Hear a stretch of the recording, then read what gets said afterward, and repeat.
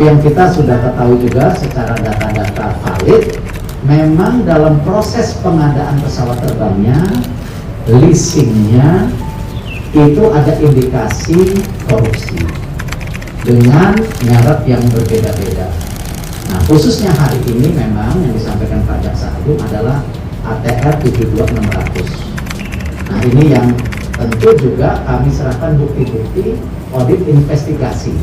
Jadi bukan tuduhan, karena kita sudah bukan eranya saling menuduh, tetapi mesti ada fakta yang diberikan. Assalamualaikum warahmatullahi wabarakatuh. Perkenalkan, nama saya Rosalinda Wahyuni dari kelas akuntansi syariah mata kuliah Public Relation. Pada kesempatan kali ini saya akan menjelaskan atau saya akan menceritakan tentang sebuah kasus yang pernah terjadi pada salah satu perusahaan BUMN terkemuka di Indonesia, yakni salah satunya PT Garuda Indonesia. Komisi Pemberantasan Korupsi atau KPK mengungkapkan kasus suap pengadaan mesin pesawat dari RSSA dan Rolls-Royce PLC pada PT Garuda Indonesia Tbk, dan menyebutkan terdapat beberapa dokumen-dokumen yang cukup signifikan dalam pengenalan penanganan kasus suap tersebut. Kasus ini sendiri sudah ditelusuri sejak tahun 2016 silam, dan klimaksnya mantan Direktur Utama PT Garuda Indonesia Emirsa Sattar menjadi tersangkanya. Juru bicara KPK Febri Biansa mengatakan bahwa sudah dapat informasi dari tim yang menangani untuk kasus dugaan suap pengadaan mesin pesawat di Garuda Indonesia, dan sudah ada dokumen-dokumen baru yang cukup signifikan yang sudah diterima dan sudah mereka pelajari.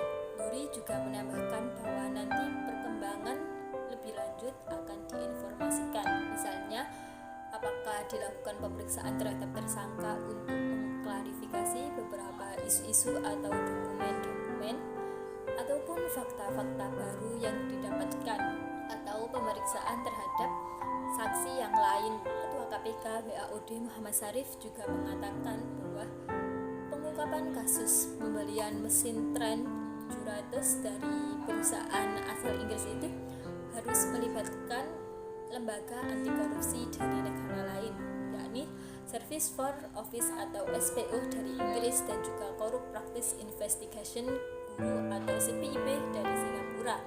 Alasannya karena kasus tersebut tergolong dalam korupsi lintas negara, sehingga pengungkapannya juga dibutuhkan komunikasi, kerjasama, dan juga koordinasi dengan lembaga KPK dari negara lain. Syarif mengatakan saat ini kedua badan itu sedang melakukan penyelidikan tersangka lain. Jadi ini adalah operasi besar dari SP atau TPID dan badan korupsi lainnya dalam kurun waktu 6 bulan. Lembaga anti korupsi akhirnya berhasil mengumpulkan sejumlah barang bukti untuk mencari tersangka lainnya. Operasi itu dimulai dengan adanya penggandaan sejumlah tempat di Jakarta Selatan pada hari Rabu 18 Januari tahun 2017. Seperti rumah tersangka Emil di daerah Grogol Utara, Kebayoran Lama, Jakarta Selatan. Lalu juga ada di kediaman Sutikno di Cilandak, kantor Sutikno di Wisma MR Jalan TB Simatupang, lalu juga di rumahnya di Jatipadang, serta di sebuah rumah kawasan Bintaro, Jakarta Selatan. Dari operasi awal, KPK berhasil menyita 1 koper merah. Operasi itu berlangsung hingga sore hari, dan hasilnya kami menemukan alat bukti untuk menjerat pelaku. Kemudian mantan Direktur Utama PT Garuda Indonesia Emirsa Sattar dan Beneficial Owner Now International KDI LDD Sutikno Sudarjo akhirnya resmi dijadikan sebagai tersangka. Emir juga diduga telah menerima suap dari Sutikno. Nah, suap tersebut berupa uang dan juga barang. Sutikno sendiri diketahui merupakan Presiden Komisaris PT Mugi Rekso Abadi atau EMRA. Itu adalah satu kelompok perusahaan di bidang media dan juga gaya hidup. Sattar dalam perkara ini diduga menerima suap senilai 1,1 juta euro dan 180.000 dolar Amerika Serikat atau senilai total 20 miliar rupiah. serta ada digendong barang untuk barang senilai 2 juta dolar Amerika Serikat yang tersebar di 2 negara, yakni Singapura dan juga Indonesia. Dari perusahaan manufaktur terkemuka asal Inggris, Rolls-Royce dalam pembelian 50 mesin pesawat Airbus SAS pada periode tahun 2005 sampai 2014 PT Garuda Indonesia. Sutikno sendiri diduga kuat sebagai perantara dari perusahaan Rolls-Royce yang memberikan suap kepada Emir sendiri oleh pengadilan di Inggris berdasarkan investigasi serius Front Office SPO Inggris dikenai denda sebanyak sekitar 11 triliun rupiah karena telah melakukan praktek suap di beberapa negara seperti Malaysia, Thailand, China, Brazil, Kazakhstan, Azerbaijan, Irak, dan juga Angola. KPK awalnya menerima laporan dari CEO dan Korpashan Investigation Bureau PPIB dari Singapura yang sedang menginvestigasi suap Laspoy di beberapa negara lalu. SPO dan juga tipe ini mengonfirmasi hal itu ke KPK, termasuk pemberian sejumlah alat bukti.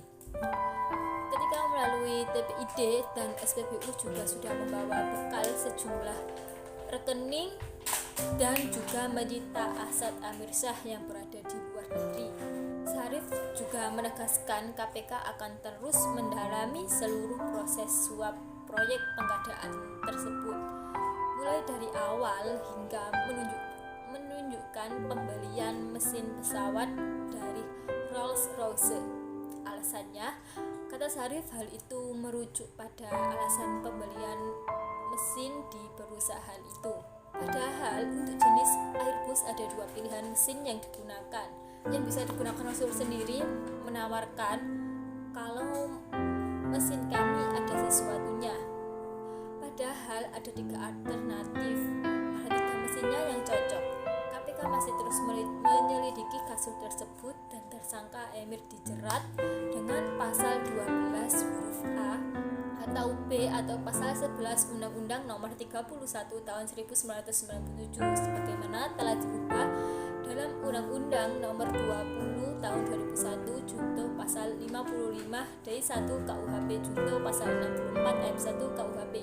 Sementara Sutikno Sudarjo selaku pemberi suap dijerat pasal 5 huruf 1 atau pasal 5 ayat 1 huruf B atau pasal 13 Undang-Undang Nomor 31 Tahun 1999 sebagaimana telah diubah dalam Undang-Undang Nomor 20 Tahun 2001 junto pasal 55 ayat 1 ke 1 KUHP junto pasal 64 ayat 1 KUHP. Sekian, terima kasih dan wassalamualaikum warahmatullahi wabarakatuh.